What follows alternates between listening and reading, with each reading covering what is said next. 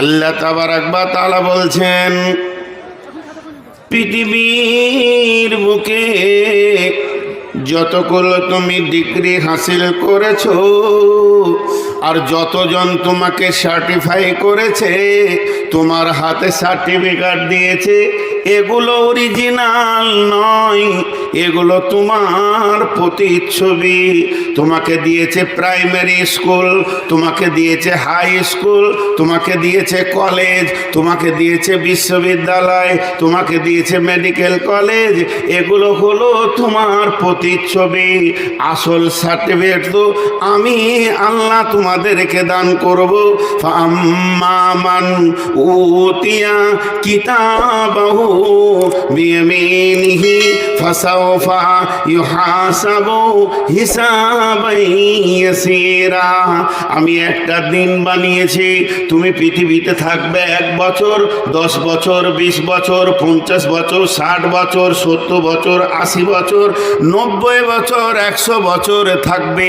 তোমার এতগুলো বছর থাকার পেছনে আমি আল্লাহর একটা কলম তোমার পেছনে চলছে। প্রতিটি মানুষের পেছনে একটা কলম চলছে। ওর জিন্দেগির রেজাল্টটা যেদিন জেরক্স করে বের হবে, যেদিন মেশিন থেকে আল্লাহর কাছে বের হবে, সেই দিন ও বুঝবে আমি কামিয়াব না আমি নাকাম। যেদিন ডান হাতে তুমি সার্টিফিকেট পেয়ে যাবে, কিয়ামতের মতো দিনে, কিয়ামতের মতো দিনে, কিয়ামতের মতো দিনে অন্য নবীরা বলবে নাফসি নাফসি। ওই দিনে তুমি আনন্দে লাফাবে। ওয়ায়ানকালিবু ইলা আহলিহি মাসরুরা। তুমি আনন্দে আত্মহারা হয়ে সমস্ত আত্মীয়কে দেখা করবে। ওই জিন্দেগিটার নাম হলো কামিয়াব।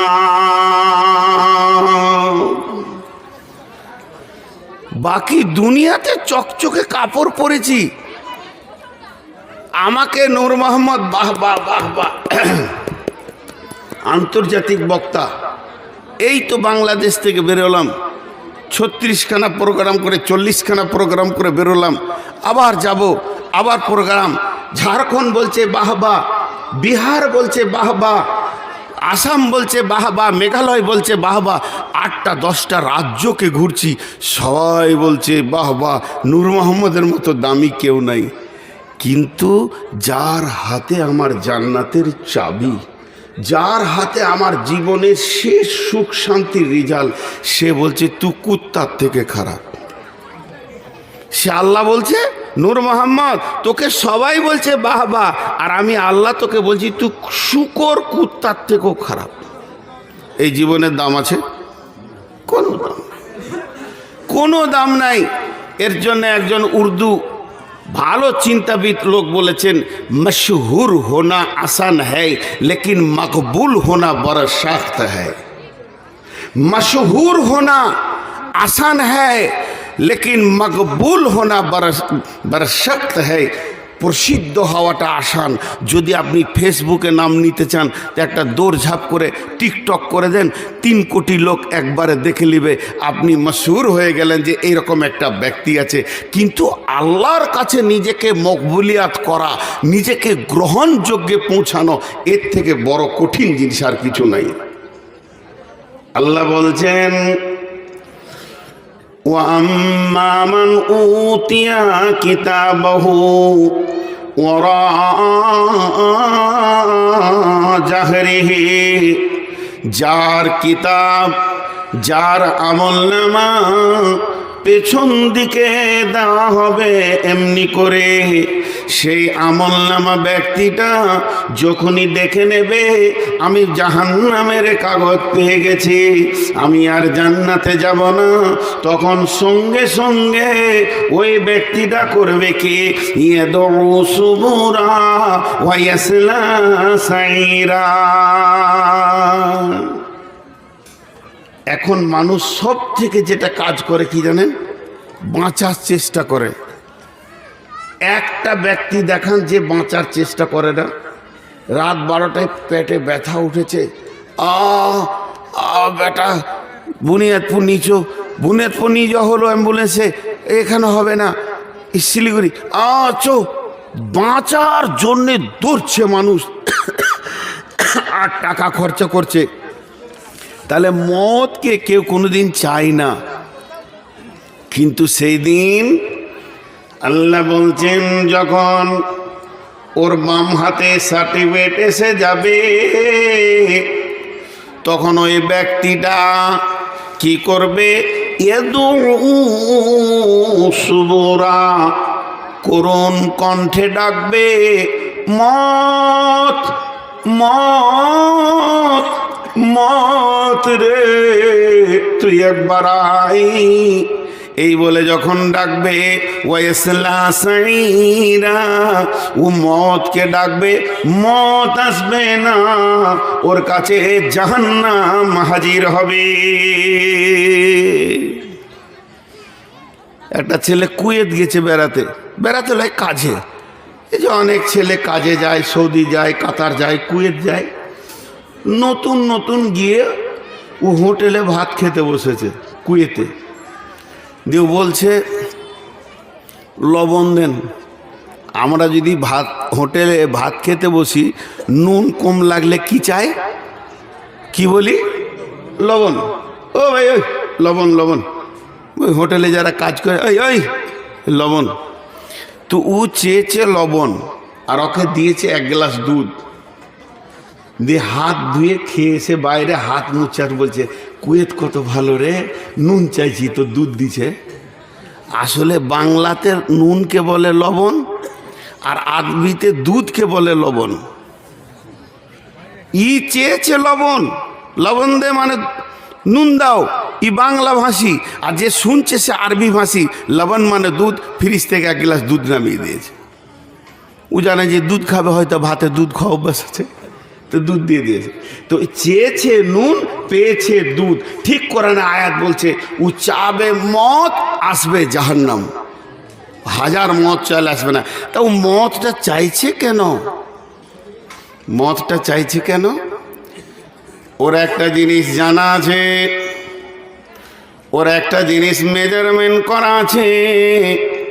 পৃথিবীতে আমি ছিলাম, মা বাপ ভাই বোন স্ত্রী কন্যা নাতি পোতা বেটা বউ, জমি জায়গা ঘর বাড়ি পুকুর বাগানের মধ্যখানে। আর আমাকে মত যখন এলো, ওই জায়গা থেকে তুলে আর এক জায়গায় করে দিয়েছে। তাহলে মত এমন একটা গাড়ির নাম, মত এমন একটা জিনিসের নাম, সে এক জায়গা থেকে মানুষকে আর এক জায়গায় করে দেয়। তো এখন আমি জাহান্নামের সার্টিফিকেট পেয়ে গেছি। জাহান্নাম সামনে একদম বাঘের গর্জনে চলে আসছে। পুলসেরাত রয়েছে, দাঁড়িপাল্লাতে নেকি বদি ওজন হচ্ছে, চারিদিকে রয়ে রয়ে কাণ্ড চলছে, নাফসি নাফসি কাঁদছে মানুষ। আজকে যদি একবার মত আসে, তো এই জায়গা থেকে অন্য জায়গায় করে দেবে। কিন্তু তুমি জানো না বন্ধু, আর মত আসবে না। মত কোনো দিন তোমাকে আর ছুবে না।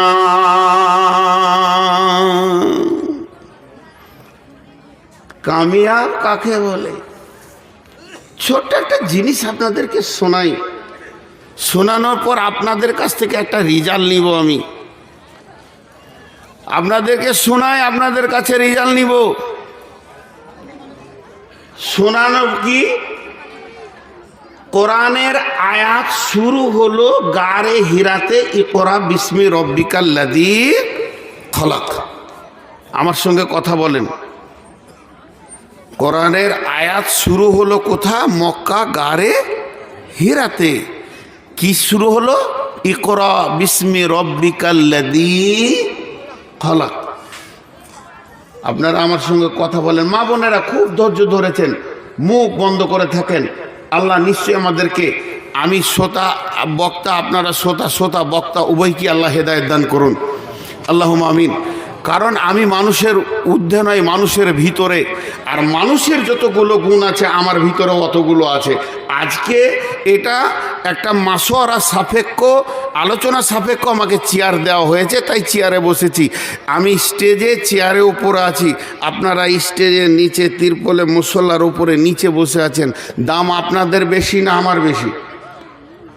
জি না, দাঁড়ির দুটো পাল্লা, যেটাতে মাল থাকে সেটা নিচে থাকে না উপরে থাকে? নিচে থাকে। মাল আপনাদের বেশি আছে, আমার নাই, ফাঁকা মাল, এই জন্য আমি ওপরে আছি। এই সামান্য একটু মুখস্থ বিদ্যা দুটো আপনাদের সামনে বলছি। আমার যদি জ্ঞান থাকতো তো আমিই তো নিচে থাকতাম। উপরে বসলেই যদি সে দামি হয়, তো বাঁদর তো অনেক উপরে থাকে, তোকে কলেজের প্রফেসর করবেন তো করা যাবে না। তো সে আমাকে বাঁদরই ধরেন আপনারা একটা। তো আমি যে কথা আপনাদেরকে এখন মুখস্থ বিদ্যা বলছি, একটু হালকা করে শুনেন। তাহলে কোরআন শুরু হলো কোথা? গারে হিরাতে। এত বড় দামি কিতাব পৃথিবীর এর কোনো এর মূল্য দেওয়ার পৃথিবীতে কারো ক্ষমতা নেই। এটা শুরু হলো কোথা? গারে হিরাতে। মুখ খুলে না, খালি বাংলাদেশের লোক খুব মুখ খুলে, ইন্ডিয়ার লোক খুলে না। জি, আবার ঝগড়া লাগলে তখন গলার ফাঁড় বার করবে, আর এমনি ভালো কথায় একটা উত্তর দেওয়ার ক্ষমতা নেই। জি, তো গারে হিরাতে শেষ হলো কোথা? কোরআনের শেষ আয়াতটা নাজিল হলো কোথা? আরাফাতের ময়দানে। এটার মধ্যে আবার মতান্তর আছে, তাও বলে দিচ্ছি। আলিয়াউমা আকমালতু লাকুম দীনাকুম ওয়া আতমামতু আলাইকুম নি'মাতি ওয়া রাদিতু লাকুমুল ইসলামা দীনা। এই আয়াতটা শেষ আয়াত, কেউ বলে না এরপরও আয়াত নাজিল হয়েছে। যাই হোক, তো কোরআন শেষ হয়ে গেছে। কোরআন একদিন শুরু হয়েছে, কোরআন একদিন নাজিল শেষ হয়ে গেছে। আপনারা আমার সঙ্গে কথা বললে আমি বুঝতে পারবো যে আপনারা বুঝছেন। আর কোরআনের নতুন দ্বিতীয় কোনো আয়াত নাজিল হবে না, বা সেটা বুঝে এসছে। নবীজি যেদিন থেকে আমাদের দিনের রাস্তা দেখাবেন দিয়ে মুখ খুলতে শুরু করেছেন, সেই দিন থেকে হাদিস শুরু হয়েছে। আর রাসূলুল্লাহ সাল্লাম যেদিন আজরাইল নিয়ে চলে গেলেন, হাদিস বন্ধ হয়ে গেল। আর নবী আসবে না, আর নতুন কোনো হাদিস হবে না। তবে যে হাদিসগুলো আসছে এগুলো নতুন নয়, আমাদের কাছ থেকে হারিয়ে গেছিল, বড় বড় জায়গায় জমা ছিল, এখনকার বড় বড় রিসার্চে সেগুলো বেরোচ্ছে। নতুন হাদিস নয়, যেহেতু নবী আর নাই তো নতুন হাদিস হবে কি করে? তাহলে আল্লাহ থেকে যে দুটো ধারা, যে দুটো ঝর্ণা, যে দুটো দামি জিনিস আসছিল আল্লাহর তরফ থেকে, একটা হলো রসুলের হাদিস, একটা কালাম পাক, দুটা খতম হয়ে গেছে, খতম হয়ে গেছে, খতম হয়ে গেছে, আর আসবে না। কিন্তু আল্লাহর তরফ থেকে সেই 1450 বছর আগে চালু হয়েছে একটা, সেটা এখনো চলছে। এইটা বন্ধ হবে কখন? যখন পশ্চিম দিকে সূর্য উঠবে তখন বন্ধ হবে, তার আগে হবে না। সেটা কি বলেন তো? একটা চালু আছে, এখনো বন্ধ নেই। রসুল চলে গেছেন তাও বন্ধ নেই, আছে। সেটা হলো এই জিনিস, আমার রব চালু করেছেন কিন্তু বন্ধ করেননি। প্রতিদিন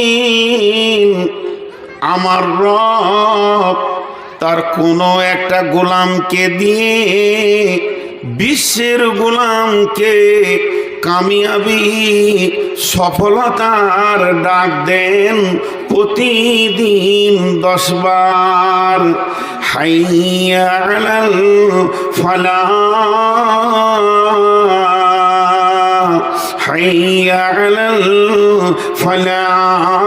ফজরে 2 বার, জোহরে 2 বার, আসরে 2 বার, মাগরিবে 2 বার, এশাতে 2 বার। আমার রব বলে, ও আমার গোলামের দল, বান্দারে বান্দিরে, তোরা সফলতার দিকে আয়, ডান হাতে সার্টিফিকেট নিবি তো আয়, এমন একটা রাস্তায় আয়, অসফলের দিকে তোরা যাবি না। কোনোদিন তোদেরকে অসফলে যেন দেখতে না পায়, সফলতার দিকে তোরা আয়। প্রতিদিন ডাকা হয়, হয় কি হয় না? জি ভাই, একবার মুখ খুলেন, হয় কি হয় না? কজনা যায় সফলতার দিকে? আহা, আমি অধম, এই গুনাহগার, আমি একজন নাচায়েজ গাধা, আমি সফলতার বাইরে রয়েছি মনে হচ্ছে। তবে নামাজের কাতারে কোনো রকম দাঁড়াতে পারি, আল্লাহ তৌফিক দিয়েছেন। কিন্তু জেনে নেন, আল্লাহ 10 বার প্রতিদিন ডাকছে, সফলতা লিবিতে আয়। কিন্তু আমাদের অভ্যাস খারাপ। হাসবেন না, হাসার জন্যে বলিনি। আমি কোনো বক্তব্য মানুষকে কৌতূহল দিয়ে কিলকিল করে হাসানোর জন্য রাখি না। আফসোস করে বলছি, গায়ের বাঁটে দুধ রেখেছে আল্লাহ, বালতি নিয়ে ষাঁড়ের কাছে গেলে দুধ পাওয়া যাবে না, মুতে দেবে এক বালতি। তো ওই রকম সফলতা রয়েছে মসজিদের ভিতরে, আর আমরা সফলতা খুঁজছি পার্টি অফিসের ভিতরে। লাত আর লুচ্চা মার ছাড়া এ জাতির কিছু থাকবে না। সফলতার দরজা আমরা ছেড়ে দিয়েছি, একজনা নাই। আল্লাহ ডাকছে, আমি ডাকলে আমাকে ছেড়ে দেন, যে ও নূর মোহাম্মদের কথা শুনবো না। ইনি ডাকছে, ইনার কথা ছেড়ে দেন, ওর কথা শুনবো না। আপনাদের ইমাম ডাকছে, তার কথা ছেড়ে দেন, ওর কথা শুনবো না। কোনো মাস্টার ডাক্তার ডাকছে, হর তোর কথা শুনলাম না। কিন্তু স্বয়ং আল্লাহ ডাকছে। একটা শুধু আপনাদেরকে রূপকথা বলছি মাথাতে ছবি আনার জন্যে। আমরা 10 জন চায়ের দোকানে বসে বসে চাটা একবার করে নিয়েছি আর কাপটা নামাচ্ছি, আর বলছি ভারতবর্ষে মুসলমানের অবস্থা খুব খারাপ। আরেকজন বলছে হ্যাঁ দিন রাত কাটছে, বিজেপি তো নিয়তি করে নিয়েছে, আরএসএস তো পরিচালনা করছে বিজেপি কমিটির পার্টিটাকে। এই নানা রকম কি করে বাঁচা যায়, একটা দরখাস্ত ঠুকতে হবে, একটা আন্দোলনে নামতে হবে, একটা ওই করতে হবে, এই করতে হবে, গবেষণা করছি। আর ঠিক ওই সময় মসজিদ থেকে ভেসে আসছে হাইয়া আলাল ফালাহ।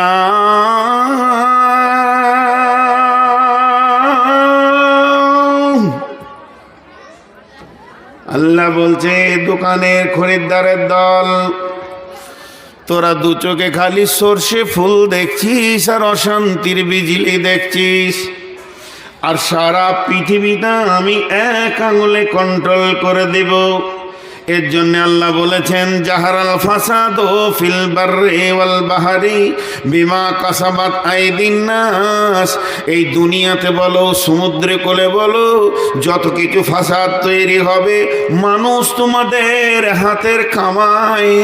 আমি তোমাদেরকে ডাকছি, বিশ্ব শক্তি যিনি আলা কুল্লি শাইইন কাদির, সমস্ত জিনিসের ওপরে ক্ষমতাবান, যে বেঈমান আজকে প্রধানমন্ত্রী আমাদের বিরুদ্ধে উঠে বেড়ে নেমেছে, যে বেঈমান আদিত্যনাথ যোগী নেমেছে, আর কেউ নেমেছে, আল্লাহ যদি ইচ্ছা করে 1 সেকেন্ডে এদেরকে কালেমা পড়িয়ে দিতে পারে, দিনী ভাই বানিয়ে দিতে পারে।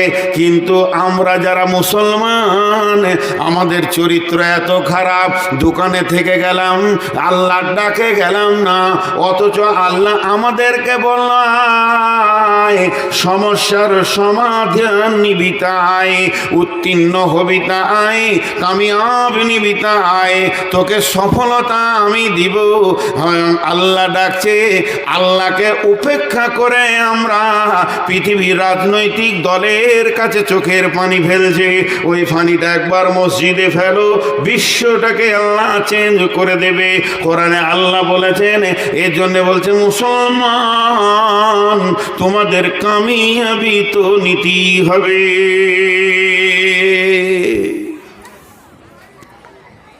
মাঝে একটা কথা বলবো, সবাইকে হাত দুটা ধরে বলছি, আল্লাহর রাস্তায় কেউ আমার বাপের বয়সে যদি আছেন তো সে বাপ, ভাইয়ের বয়সে, কেউ ছেলের বয়সে, আমার কথা আপনারা বুঝতে পারছেন?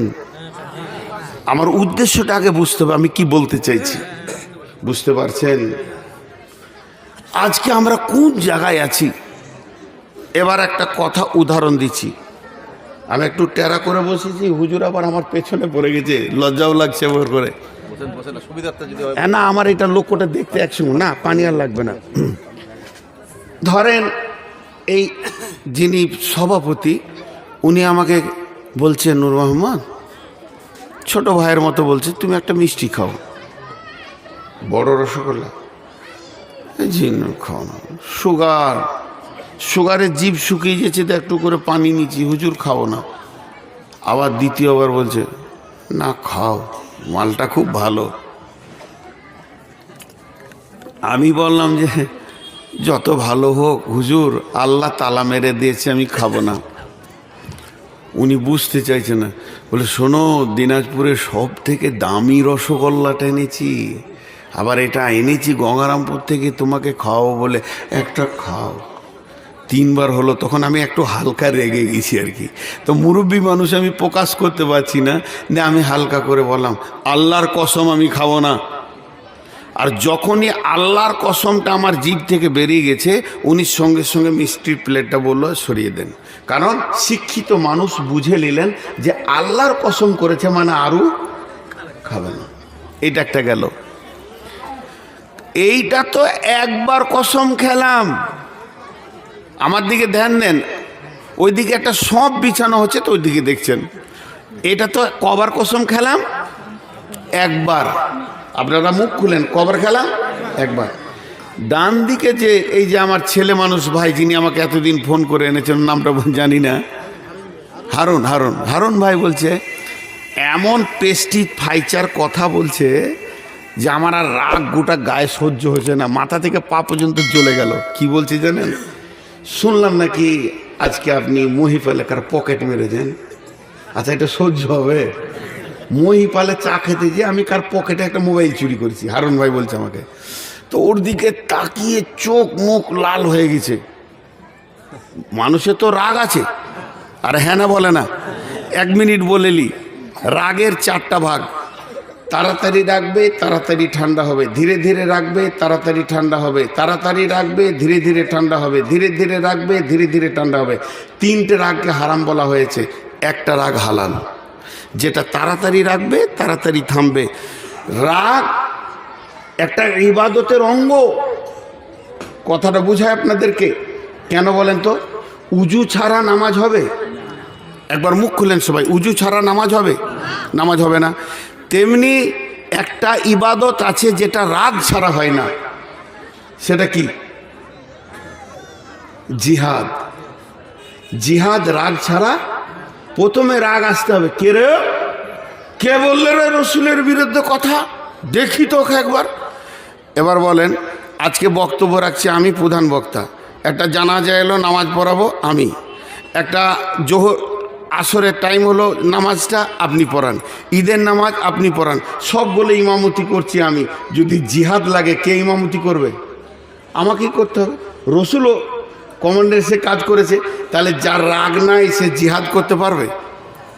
পুরুষের অলংকার হলো মোচ আর দাড়ি। হজরতে আলী যখন জিহাদের ময়দানে দাঁড়িয়ে খালি এরম করত,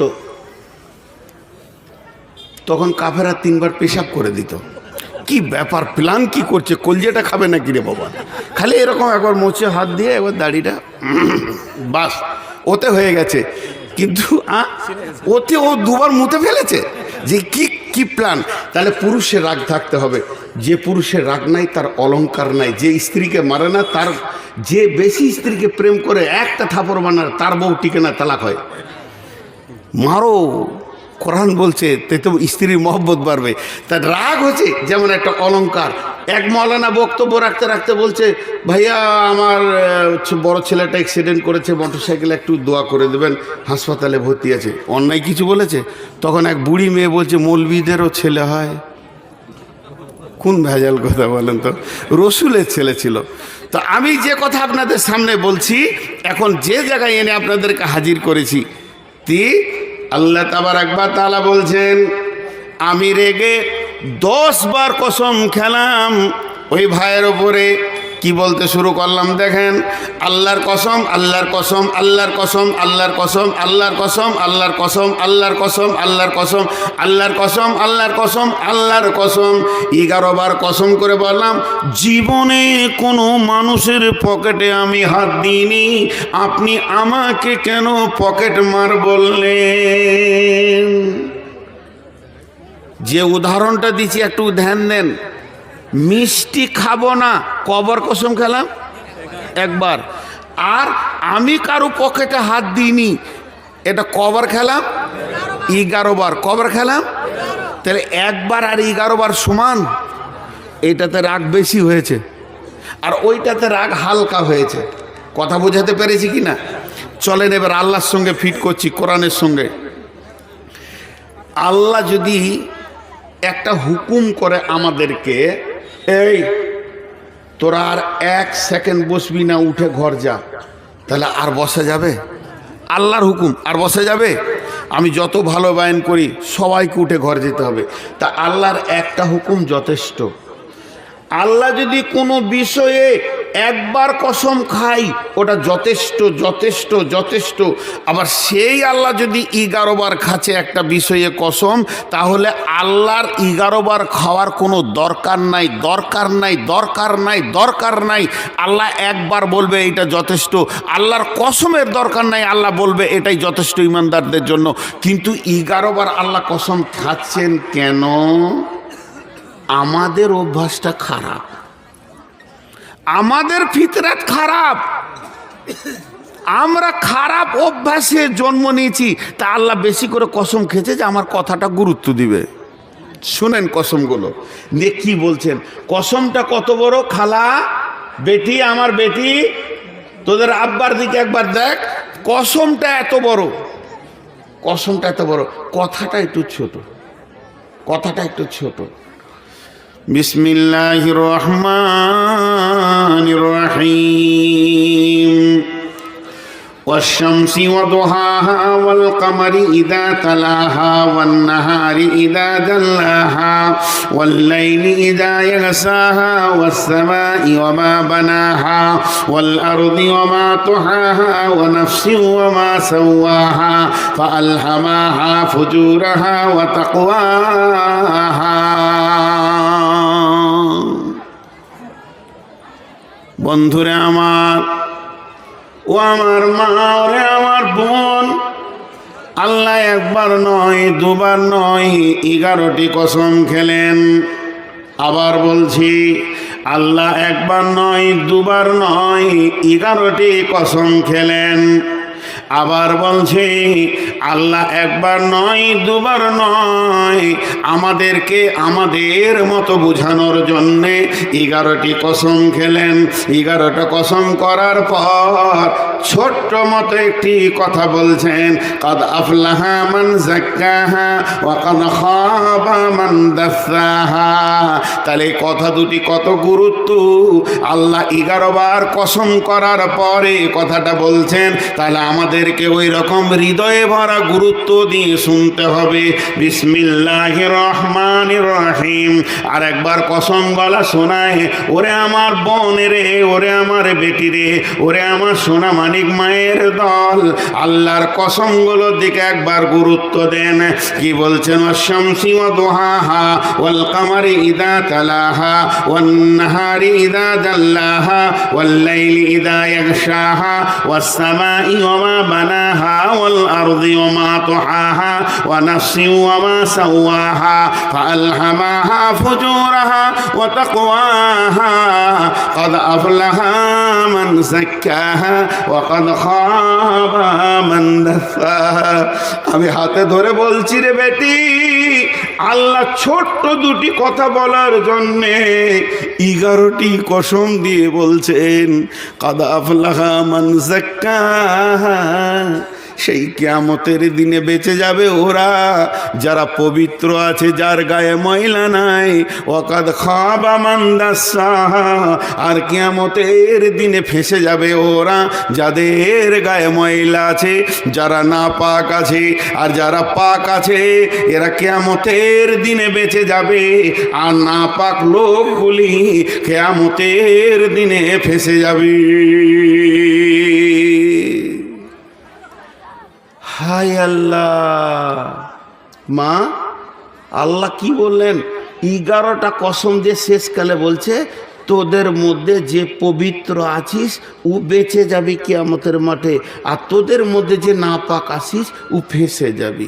জালসা শেষ, উঠে বাড়ি চলে যান। আর একটা কথা হবে না। কেন?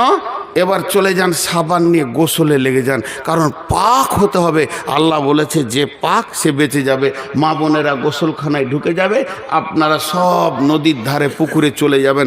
আর কুচলে কুচলে ময়লাকে মাথা থেকে পা পর্যন্ত সমস্ত ময়লা তুলে পরিষ্কার পরিচ্ছন্ন কাপড় কেচে আয়রন করে রেডি থাকবেন, কিয়ামতের দিন বেঁচে যাবে। এই মোবাইলের লাইট বন্ধ করো বাপ, আমি ওটা নিতে পারি না, আমার চোখে দোষ আছে। পৃথিবী এমন একটা জায়গা,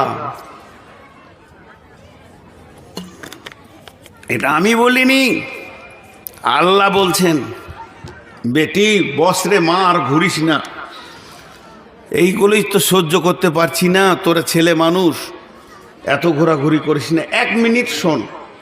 আর এই এলাকা তওবা করে যাব, একবার উদয়পুরে মার খেয়ে গেছি, জীবনে ভুলবো না, জীবনে ভুলবো না। এই এলাকাতে আসলেই এই ঘটনা ঘটছে।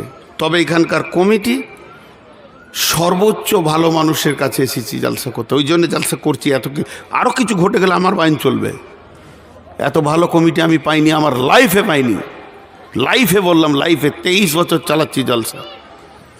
এত আদো বলা, এত ব্যবহার ভালো। আমাকে ঘুরিয়ে লজ্জা লাগছে, মুরব্বী মানুষ আমাকে ভাত খোয়াইছে, কেমন লাগে বলো তো।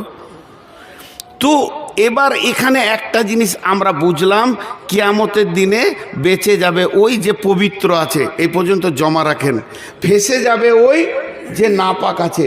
বাঁচা আর ফাঁসাটা কেমন এটা একটু দেখাবো আপনাদেরকে। ধরেন আল্লাহ কালাম পাকে সূরা গাসিয়ায় বলছেন, বিসমিল্লাহির রহমানির রহিম, ইন্না ইলাইনা ইয়াবাহুম সুম্মা ইন্না আলাইনা হিসাবাহুম। খুব মন দিয়ে শুনবেন, 5 মিনিট শুনেন, তাহলে আসল তথ্যটা পেয়ে যাবেন। ইন্না ইলাইনা ইয়াবাহুম সুম্মা ইন্না আলাইনা হিসাবাহুম। তার মানে আল্লাহ বলছে আমার কাছে আসতেই হবে। কোনো বাইপাস রাস্তা আছে আল্লাহকে? একবার বলেন, একজন উঠে বলেন যে আল্লাহ যেখানে বসে আছে ওই দিয়ে বাদ দিয়ে পেছন দিয়ে ঘুরে চলে যাব জান্নাতে। আল্লাহ রসুল বলছেন আলকামা বিন হারিসকে, আলকামা বিন হারিস, এই ভব মেলাটা যেদিন শেষ হবে আর যার সামনে তোমাকে দাঁড় করানো হবে সে তোমার আগে পিছে সব খবর জানে, কোনো উকিল লাগে সাক্ষী লাগবে না, তার সামনে তোমাকে দাঁড়াতে হবে, তাকে তুমি ভয় করো। তাহলে সেই বলছে তোকে এমন করে রাস্তায় ছেড়েছি, আমার কাছে আসতেই হবে আর হিসাব দিতে হবে। এবার আপনার হিসাব শুরু হলো, আমার হিসাব শুরু হলো। নূর মোহাম্মদ তোর কত টাকা ছিল? বলে আমি সারা জীবনে যা করেছি বাপের কাছ থেকে আলাদা হয়ে যাওয়ার পর 1 কোটি টাকা করেছি। ব্যয় করলি কি করে বল?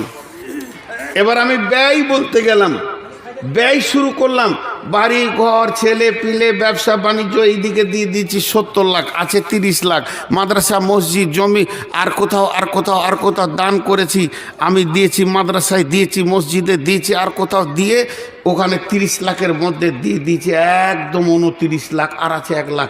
ওটা কি করলি? ওটা ল্যাংড়া খোঁড়া বিধবা যত ছিল দিতে দিতে দিতে দিতে একবারে 99,000 দিয়েছি, আর 1,000 আছে। তো 1,000টা কী করলি? হোটেলে খেলাম, তো নিয়ে নিলে ওখানে 4-5 জন 7 জন ছিলাম, তো 950 টাকার 50 টাকা ছিল। আল্লাহ বলেনি কেন? আল্লাহ কেন শব্দ এখনো ব্যবহার করেনি। চল চল চল, এগিয়ে যা এগিয়ে যা এগিয়ে যা, ঠিক আছে ঠিক আছে। মানে আমার হিসাবটা আল্লাহর মন মতো হচ্ছে। যে শেষকালে বলছে 50 টাকা কী করলি? বলে ভাত খেয়ে বেরিয়েছি, তো ল্যাংড়া এলো 1-2টা খোঁড়া, ওদেরকে 20 টাকা করে দিয়ে দিলাম, আর 10 টাকা আছে। এবার কি করলি? রাস্তায় গিয়েছিলাম, ওই পুজোওয়ালারা চাঁদা চাইছে, 10 টাকা দিলাম। আল্লাহ বলছে কেন? বাস ফেঁসে গেল, 10 টাকায় ফেঁসে গেল 1 কোটিতে। এইটা একটা গেল। এবার জীবনের হিসাব, তুই কতদিন বেঁচে ছিলি জানিস? 63 বছর 8 মাস 13 দিন 1 সপ্তাহ 12 ঘন্টা 15 মিনিট 3 সেকেন্ড। আল্লাহ বলছে এতদিন তোকে সময় দিয়েছিলাম, টোটাল কত সেকেন্ড হয়েছে তুই ভাব। আল্লাহ বলে দিল তোর এত সেকেন্ড তুই দুনিয়াতে ছিলি, ঘুমিয়েছিস এত সেকেন্ড দুনিয়া করেছিস। এবার তুই কি করেছিস বল? একবার খালি আল্লাহ বলছে 31শে ডিসেম্বর কি করেছিস বল, একটা দিন। ও শুরু করলো যে আসর পর থেকে কি করেছিস এটা বল। আসরের পরে বাঁশকুড়ি জালসায় গিয়েছিলাম, ও বেশ। তারপরে বাদাম টাদাম খেলাম, ঘুরছি, এখনো বক্তা উঠে নেই। বক্তা উঠলো, প্রধান বক্তা উঠলো, বসলাম, বায়ান শুনলাম। বায়ান শুনে তো ভালো, চল চল চল। আল্লাহ বলছে তুই বায়ান শুনেছিস, কোরআন হাদিস শুনেছিস, ভালো কাজে লাগিয়েছিস। এই করতে বলতে বায়ান যখন শেষ হলো, বাড়ি যাব, তো চায়ের দোকানে বসলাম। যে চায়ের দোকানে বসে গল্প করতে করতে একজনের গিবত শুরু করলাম। তা আল্লাহ বলছে কেন করলি বল? ফেঁসে গেল। এবার ফাঁসাটা কেমন? এই দুনিয়াতে যদি বাসের অ্যাক্সিডেন্ট হয়, বিপদে পড়বে 50 জন আর ছুটে যাবে 500 জন। ওরে ওরে ওরে ওরে, ধর ধর ধর ধর ধর, উদ্ধার কর, ঠিক না ভুল? ট্রেনের অ্যাক্সিডেন্ট হলে 2000 লোক বিপদে পড়বে, 20,000 লোক দৌড়বে, ধর ধর ধর উদ্ধার কর। আমার গাড়িটা এখানে উঠতে পারছে না কোনো কারণে, ইঞ্জিন কমজোর হয়ে গেছে, অন্তত 5টা যুবক বলে দে, ঠেলে দেখে তুলে দে। তার মানে দুনিয়াতে সাহায্যকারী পাওয়া যাবে। আর কিয়ামতের দিনটা কেমন? লা তামলিকু নাফসুন লিনাফসিন শাইয়্যা ওয়াল আমরু ইয়াওমা ইদিল লিল্লাহ। ওই দিনটা এমন দিন হবে যে ফেসে যাবে তাকে নিজেই উদ্ধার হতে হবে। কেউ কাউকে দেখবে না, মা বেটাকে দেখবে না, বেটা মাকে দেখবে না, স্বামী স্ত্রী কেউ কাউকে দেখবে না। ইয়াওমা ইয়াফিরুল মারউ মিন আখিহি ওয়া উম্মিহি ওয়া আবিহি ওয়া সাহিবাতিহি ওয়া বানিহি। ও আমার মা বোন রে, সেই দিন যে ফেসে যাবে আর মনে মনে আশা করবে আর 5 জন এসে আমাকে উদ্ধার করে দে, কেউ করবে না, নফসি নফসি করবে। ইব্রাহিম নবী নিজের মুখে বলবে, আল্লাহ আমি আমার বিবির জন্য বলিনি, আমি আমার সন্তানের জন্য বলিনি, আমি শুধু বলছি আল্লাহ তুমি আমাকেই বাঁচাও। তাহলে সেই দিন কেউ কারো দেখবে না।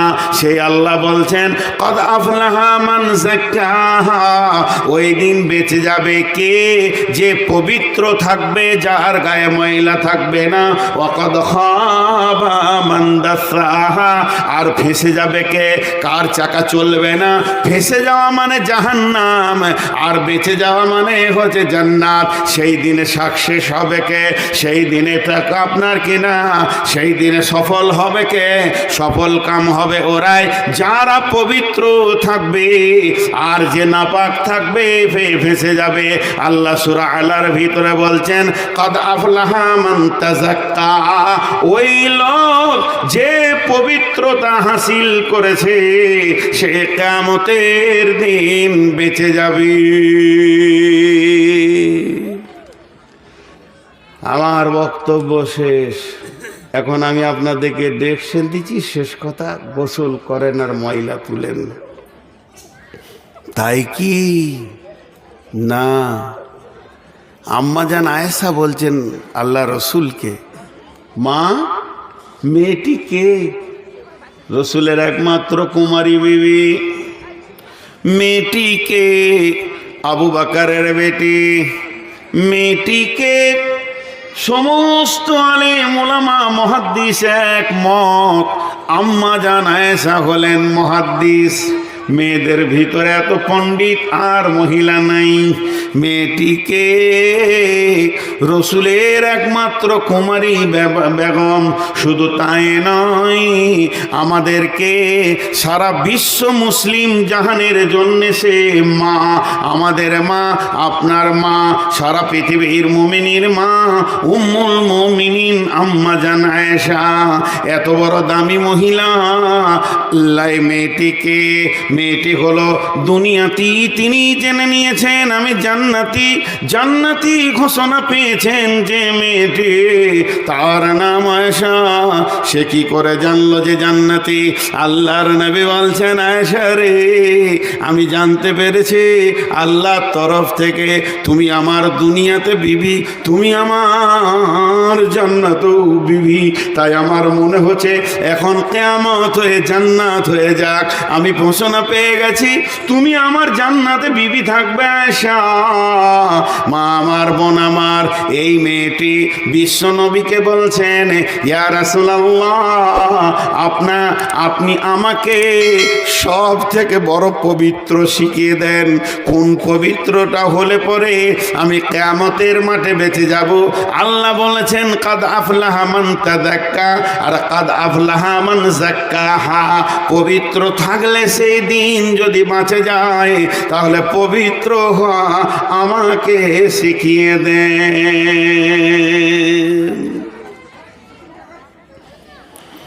ইয়া রাসূলুল্লাহ, আমাকে পবিত্র হওয়া শিখিয়ে দেন। তো নবীজি কি বলছেন আম্মাজান আয়েশাকে? শুনেন, রসুলের কথাটা শুনবেন তবেই তো কমপ্লিট। আম্মাজান আয়েশার কথাটা তো প্রশ্ন, আমাকে পবিত্র হওয়া শিখিয়ে দেন। নবীজি বলছেন, আয়েশা, সব সব থেকে বড় পবিত্র হলো হালাল খাওয়া। একটা দানা যেন হারাম না ঢুকে, এর থেকে বড় পবিত্র আর কিছু নাই। মা বোন, মেয়েদের জন্য এটা আসান। একজন মুফাসসির বলেছেন কোনো মেয়ে হারাম খায় না, কিন্তু এখন হারাম হয়ে যাচ্ছে, কারণ ইনকামের দায়িত্ব তো পুরুষের। হারাম যদি ঘরে ঢুকে তো পুরুষের মাধ্যমে ঢুকবে, মেয়েদের মাধ্যমে ঢুকবে না, চিন্তা করলেন। কিন্তু মেয়েরা এখন গ্রুপ করছে, ব্রাকে চলে গেছে, নানা রকম সুদের বিজনেসে নেমে গেছে বলে হারামখোর। তাছাড়া মেয়েরা হারামখোর নয়। ওই জন্য একজন মুফাসসির বলেছেন, যদি তুমি কারো কাছে দোয়া চাও, কোনো মৌলবীর কাছে দোয়া চাইতে যেও না। ঠিক আছে কিনা ও হারাম খাই না হালাল খাই, দোয়া কবুল হবে কিনা। মেয়েদের কাছে দোয়া চাও, কবুল হবে, ওরা হারাম খো হালাল খো। স্বামী সুদ খায়, এর জন্য ওর গুনাহ নেই। স্বামী জোয়ারি, এর জন্য ওর গুনাহ নেই। নবীজি বললেন, আয়েশা, সব থেকে বড় পবিত্র হচ্ছে হালাল রুজি। ধ্যান দেন বন্ধু আমার, মা আমার, বোন আমার, সব থেকে বড় পবিত্র হচ্ছে হালাল রুজি। হারাম রুজি কত খতরনাক। আমি নূর মোহাম্মদের গায়ে যদি কুত্তাতে পেশাব করে দেয়, শুকরের পায়খানা লেগে যায়, কিংবা পেশাব পায়খানাই যদি আমার গায়ে কেউ ছিটিয়ে দেয়, আমি সাবান দিয়ে গোসল করে নিব, সুন্দর করে জামা কাপড় কেচে নিব, আমি পবিত্র হয়ে যাব, আমি আর না পাক নাই। কিংবা স্বামী স্ত্রী মিলন ঘটে গেছে, মেয়েদের মেন্স হয়ে গেছে, ফরজ গোসল করে নাও, তুমি পবিত্র হয়ে গেলে, তোমাকে আর কেউ না পাক বলবে না। তবে যদি একটা দানা, তবে যদি একটা দানা, তবে যদি একটা ভাত, তবে যদি একটা মুড়ি, তবে যদি রাস্তায় চলতে চলতে বিনা কারণে কার জমি থেকে একটা ধান তুলে টুঙে নিলেন, বললেন না এই হারামটা যে পেটে ঢুকে গেল। কারো জমি থেকে একটা মটরের ছিমড়ে তুলে নিলেন, একটা মটরের সুটি তুলে নিলেন, ছোলার সুটি তুলে নিলেন, বিনা কারণে পরের গাছের একটা আমকে খেয়ে নিলেন, এই যে হারামটা পেটে ঢুকে গেল। ওই লোকটাকে যদি পবিত্র করার জন্যে 7 সমুদ্রের পানিতে ডুবানো হয়, ওই লোকটাকে যদি পবিত্র করার জন্যে সাবানের ফ্যাক্টরিতে ভরে যদি বয়লারে ঘোরানো হয়, পবিত্র হবে না, পবিত্র হবে না। ওর পবিত্র করার জন্যে কোনো পানি লাগবে না। পবিত্রের একটা জায়গা আছে, ওকে পবিত্র করা যাবে, সেটা হচ্ছে আল্লাহর জাহান্নামের আগুন। সোনার ভিতরে খাদ ঢুকে গেছে, সোনাকে কষ্টি পাথর দিয়ে ঘষেন, সোনাকে আপনার রিঠে দিয়ে ঘষেন, সোনাকে সাবান দেন, সার্ফ দেন, আরও চকচক হবে, কিন্তু খাদ বের হবে না। খাদ বের করতে গেলে আগুনে এসিডে পুড়িয়ে খাদ বের করতে হবে। ওই হারামখোরকে পবিত্র করতে গেলে, সে যদি নামাজি হয়, পরেজগার হয়, তাহাজ্জুদ পড়ে, লোকের জমি থেকে ছিঁড়ে মাল খেয়ে নিয়েছে, লোকের পুকুরে ছিপ দিয়ে মাছ তুলে খেয়ে নিয়েছে, এই হারামখোরকে পবিত্র করার একটাই জায়গা আছে, সেই জায়গাটা নাম হচ্ছে আল্লাহর জাহান্নামের আগুন। আল্লাহর জাহান্নামের আগুন ওকে পবিত্র করবে। আল্লাহ আফসোস করেছে। ভাবিয়েন না যে আমি কাউকে সামনে রেখে কথা বলছি। এই বায়ানটা এমনই, এই কথা কটা আসতো, ঝামেলাটা হয়েছে বলি নয়, এই কথা কটা আসতো, আগে বলে নিছি। নরমাল যদি বায়ান হতো তো কথা কটা আসতো, আমি বলতে বাধ্য। সামনে আর একটা আয়াতকে বুঝাতে গেলে ওই কথাগুলো বলতে হবে। আল্লাহ আবার 4টা কসম খেয়েছেন। আল্লাহর কসমগুলো গুরুত্ব দেন। কি কসম খেয়েছেন? এখানে আলেম ওলামা আছেন, বুঝে নেবেন। বিসমিল্লাহির রহমানির রহিম। ওয়াল ফাজরি ওয়া লায়ালিন আশরি ওয়াস শাফিঈ ওয়াল ওয়াতরি ওয়াল লাইলি ইযা ইয়াসরি। মা বোন, আপনারা যদি আজকে 2 মিনিট কথা না বলেন তো হবে না। তাই হয়, কতদিন পর দেখা পেয়েছি। ওয়াল ফাজরি ওয়া লায়ালিন আশরি ওয়াশ শাফিঈ ওয়াল ওয়াতরি ওয়াল লাইলি ইযা ইয়াসরি ইয়াসরি হাল ফি যালিকা কাসামুল লিযী হিজরি। আহা, আমার ইমান কম বলি এখনো চেয়ারে বসে আছি। আমি বেঈমান বসে আছি চেয়ারে, মুনাফিকের হালাতে বসে আছি। যদি সাহাবীদের মতো কারো ইমান থাকতো তো বেহুশ হয়ে যেত এই কথা কটায়। আল্লাহ কি বলছেন আফসোস করে। কেন এটা উদাহরণ দিছি, উদাহরণটা মন দিয়ে শুনবেন। আল্লাহ 4টা কসম খেয়ে বলছে হাল ফি যালিকা, হাল ফি যালিকা কাসামুল লিযী হিজর। এটা কি জ্ঞানী ব্যক্তিদের জন্য কসম নয়? জ্ঞানী ব্যক্তিদের জন্য আমার কসমগুলো কি কোনো মূল্য নেই? এবার আমি উদাহরণটা দিচ্ছি, আবার হাতে পায়ে ধরে নিচ্ছি, মাইন্ড করবেন না। নরমাল যদি সভাটা থাকতো এই উদাহরণটা দিতাম। এখানে একটা ঝামেলা শুরু হয়ে গেল, ওই চই লাফাচ্ছে। যে মূর্খ তো গাধা লাফাবি, মূর্খ ছাড়া এই লাফানি ওর দ্বারা কেউ সম্ভব নয়। কারণ কোরআন বলেছে যে রসুলের ওপরে মুখ তুলে আওয়াজ করো না তুমি, সে আঙুল তুলে আওয়াজ করে।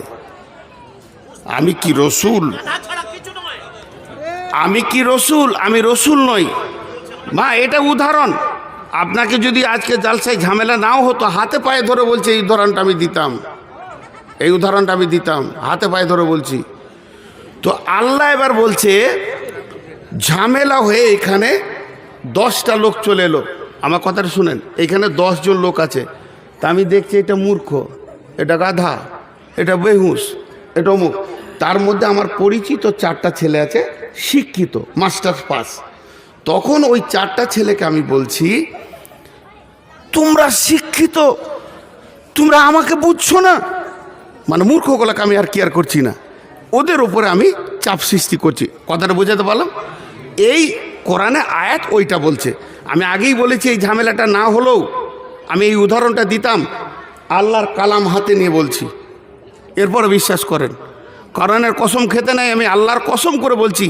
এই স্ট্রাকচারে যে বক্তব্যটা আছে আমার বাংলাদেশে দিয়েছি, ডাউনলোড করে দেখবেন। এই ঝগড়ার উদাহরণটা আমার দেওয়া আছে। ও মূর্খ আবার চেঁচাচ্ছে, এবার আমি কি করব? তো এখন যে কথাটা বলছি, এখানে আমার 100 লোক থাকার পরও আমি চাপ সৃষ্টি করলাম কাকে? কথাটা বলেন, চাপ সৃষ্টি করছি কাকে? শিক্ষিতকে। আমার কথাটা বুঝেন। তাহলে হিজর, হিজর মানে হচ্ছে বিবেকবান। আমার সঙ্গে কথা বলেন আপনারা, নাহলে অন্যদিকে চলে যাচ্ছে আমার মনটা। হাল ফি যালিকা কাসামুল লিযী হিজর, এইগুলো কি আমার কসম আল্লাহ বলছে বিবেকবানদের জন্য নয়? মানে এখানে যদিও কোনো একটা ঘটনা ঘটেছে, আমি কাউকে ধরছি না, 4 জন শিক্ষিত ছেলেকে ধরে ওদের ওপরই চাপ সৃষ্টি করছি। তোমরা থাকতে এটা হবে কেন? তোমরা থাকতে ঝামেলা হবে কেন? তোমাদের মতো শিক্ষিত থাকতে এই ঘটনা ঘটবে কেন? আমি তখন বলছি ও করেছে। আরে ছেড়ে দাও ওর কথা, ও গাধার কথা বাদ দাও। তুমি শিক্ষিত ছেলে কি করছিলে? কথাটা বুঝতে পেরেছি না? এবার আরেকটার সঙ্গে আপনাদেরকে অ্যাপ্রোপ্রিয়েট করে দিই। আল্লাহ 4টা কসম খেয়েছে। কি কি কসমগুলো দেখেন। বিসমিল্লাহির রহমানির রহিম। ওয়াল ফাজরি, ওয়াল ফাজরি। গোটা কোরআনের ভিতরে 2টি সময়কে কেন্দ্র করে আল্লাহ কোরআন নাজিল করেছেন। আস্তাগফিরুল্লাহ। সময়কে কেন্দ্র করে আল্লাহ 2টা সূরা নাজিল করেছেন। গোটা সূরা। একটা সূরার নাম হলো ফজর, একটা সূরার নাম হলো আসর। আল্লাহ ওই ফজরের কসম খাচ্ছেন। কেন কসম খাচ্ছেন? ফজরের কসম করে বলছেন ওয়াল ফাজরি, আমি ফজরের কসম করে বলছি। তাহলে আল্লাহ ফজরের কসম কেন খেলো? ফজরের কসম মানে হচ্ছে উদীয়মান সূর্য উঠতে চলেছে। চলেছে, এদিকে রাত বিদায় নিতে চলেছে, আর দিন আসতে চলেছে। মানুষ সকালে উঠে নিজের জীবনের সমস্ত প্ল্যান পরিকল্পনাগুলো করে, আজকে কোন কোন কোন কাজ আমি করব, এই যে প্ল্যানগুলো করে। আল্লাহ তাবারাক ওয়া তাআলা বলছেন, ও জ্ঞানী ব্যক্তি রে, ওই প্ল্যানে তুমি রেখেছো মাঠে যাব, ওই প্ল্যানে রেখেছো হাটে যাব, ওই প্ল্যানে রেখেছো তুমি বাজারে যাব, ওই প্ল্যানে একটা জায়গায় তুমি রেখেছো আজকে আমি শ্বশুর বাড়ি যাব, তবে ওই জায়গায় একটা প্ল্যান তুমি তৈরি করো, আজকে সারা দিন আমি মিথ্যা কথা বলবো না, আর মানুষের একটাও হারাম খাবো না। উদীয়মান জিন্দেগিতে তুমি জীবনকে পরিবর্তন করার চেষ্টা করো, না হলে তোমার উদীয়মান জীবনটা নষ্ট হবে। পশ্চিম দিকে সূর্য যখন ডুবে, একজন দার্শনিক বলছে তোমাকে একটা পাথর কথা বলে, মানুষের তো মুখ আছে, পাথরের মুখ নাই, পাথর কেমন করে কথা বলে? আমি যখন গাড়িটা এখান থেকে ছাড়বো আর মহিপাল চলে যাব, তখন ওই পাথরটা বলবে বংশীহারি মোড় আর 15 কিলোমিটার আছে, আবার বংশীহারি যাব গাজল 65 কিলোমিটার আছে। তাহলে তোমাকে একটা পাথর তোমার সাথে কথা বলে, তাহলে সূর্য দিনে 2 বার তোমার সঙ্গে কথা বলে। যখন সূর্য উঠে তখন বলে বিশ্ব মানব রে, এখনো হারাম লাইন ছেড়ে হালালে আয়, জীবনে একটা দিন পেলি, তওবা করার সুযোগ পেলি, তওবাটা করে নিয়ে তুই ফিরে আয়। আবার যখন সূর্য পশ্চিম দিকে ডুবে যায়, তখন একজন দার্শনিক বলছে সূর্য দিনে 2 বার মানুষকে 2টি কথা বলে। সূর্য ডুবার সময় বলে, হে পৃথিবীর মানুষ, জেনে নে আমি তোর জীবন থেকে আজকে একটা দিনকে কেটে নিলাম, তোকে একদিন কবরের দিকে আগিয়ে দিলাম, এখনো পর্যন্ত সোজা হয়ে যা, না হলে সামনে তোর একটা রাত রয়েছে, এই নিবিড় রাত্রে আল্লাহর কাছে তুই কান। দ্বিতীয় কসম ওয়ালায়ালিন আশরে, 10 রাতের আল্লাহ কসম খেয়েছেন। এটাকে নিয়ে বিভিন্ন মুফাসসির বিভিন্ন রকম তাফসীর করেছেন। একজন বলছেন কোন 10 রাত, যে 10 রাতের আল্লাহ কসম খেলেন। একজন বলছেন মুহররম মাসের প্রথম 10 রাত। কেন এত গুরুত্ব মুহররম মাসে?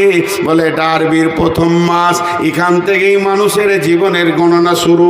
আর পদ্ধতি আদমকে বানানো হয়েছে মুহররম মাসে, পৃথিবী বানানো হয়েছে মুহররম মাসে, আদমকে দুনিয়াতে ফেলা হয়েছে মুহররম মাসে, আদমকে দুনিয়া থেকে নেওয়া হয়েছে মুহররম মাসে, আর কিয়ামত হবে মুহররম মাসে। আর ওই হিসাবটা তো লাগবে সেই কিয়ামতের দিন। অতএব তুমি পবিত্র এখনো হয়ে যাও। তারপরে ওয়ালা ইয়াসাফি ওয়াল ওয়াতরি, জোড়া বিজোড়ার কসম খেয়েছেন আল্লাহ। তারপরে ওয়ালা ইয়ালিন আসরি, চলমান রাত্রির কসম খেয়েছেন আল্লাহ।